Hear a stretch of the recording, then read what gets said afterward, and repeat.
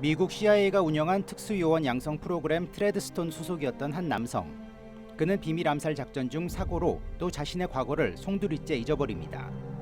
자신의 과거를 역추적하는 이 남성은 트레드스톤 프로그램의 추악한 진실을 알게 되며 CIA는 이를 은폐하기 위해 이 전직 요원을 죽이려 합니다.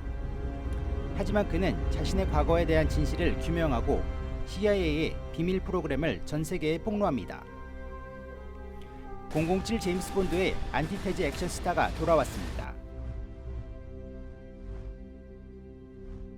자신의 과거를 뒤로한 채 미국 정보당국으로부터 도망다니며 지내는 제이슨 본. 과거 동료인 전직 CIA 요원 니키로부터 연락을 받아 만납니다. 니키는 CIA 데이터베이스를 해킹해 본의 아버지가 트레드스톤 프로그램에 관여했다는 사실을 알립니다. 이 과정에서 본은 그가 아직 기억하지 못한 중대한 비밀을 알아내고 CIA는 본이 새로 입수한 기밀 자료가 세상에 알려질 것을 우려해 그를 추격합니다.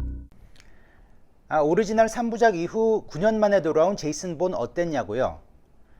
결론적으로 말씀드리면은 앞서 나온 영화들과 비교해 가장 약하지 않았나 싶습니다. 물론 그게 나쁜 영화라는 얘기는 아닙니다. 물론 표면적으로는 본 특유의 어두우면서도 동시에 화려한 액션이 많이 담긴 아주 효과적인 액션 스릴러물입니다. 하지만 영화를 보면서 내내 왜 이렇게 지겹지라는 의문에서 벗어날 수 없었습니다. 우선 영화의 줄거리는 크게 두 갈래로 나뉘어집니다. 하나는 본의 과거, 구체적으로 그의 아버지의 과거에 초점을 맞춥니다. 또 다른 줄거리 갈래는 가상의 글로벌 소셜미디어 업체 CEO와 CIA와의 결탁을 중심으로 전개됩니다. 사람들의 소셜미디어나 스마트폰 사용 등을 통한 개인정보 취득 후 이를 악용하는 시놉시스. 최근에 이런 개인정보를 소재로 한 영화 많이 본 것 같지 않으십니까? 제 머릿속에만 당장 떠오르는 영화가 캡틴 아메리카 시빌워, 그리고 킹스맨, 또 그리고 최근에 개봉한 Now You See Me Too. 이제 살짝 지겹고 고루해질 때쯤이 되지 않았나 싶은데요. 사실 최근 개인정보 보호가 아주 중요한 이슈로 부상한 시대인 만큼 그 시사성을 반영하려 한 노력이라고 보여집니다.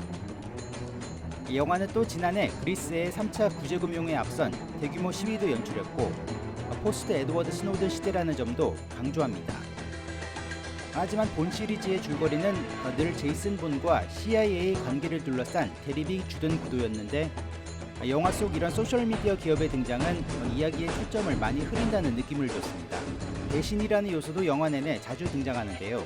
같은 조직원이라도 각자 이해관계에 따라서 다르게 움직이는 캐릭터들에서 또 제이슨 본도 결국 국가를 등진 배신자 아니냐는 데 질문을 던지며 배신과 충성 등에 관한 문제의식과 생각해볼 거리 등을 중간중간에 녹여 넣었습니다. 과거 본 시리즈 영화들이 그랬듯 액션씬들은 화려합니다. 성난 시위 군중 속의 추격씬과 또 막판 라스베가스에서의 대규모 자동차 추격씬은 영화의 백미입니다. 여기에 또 본 특유의 맨몸 액션도 어김없이 재현됩니다. 하지만 빈도와 강도가 전작에 비해 살짝 미흡한 점은 아쉬운 지점입니다.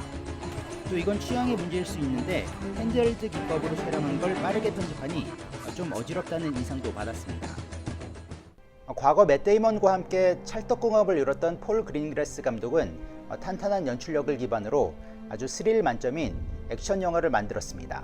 하지만 정보보호라는 시대적인 화두를 각본에 억지로 끼워 넣음으로써 과거 송곳과도 같이 날카로웠던 본 시리즈의 초점을 약간 무디게 만들지 않았나 싶습니다.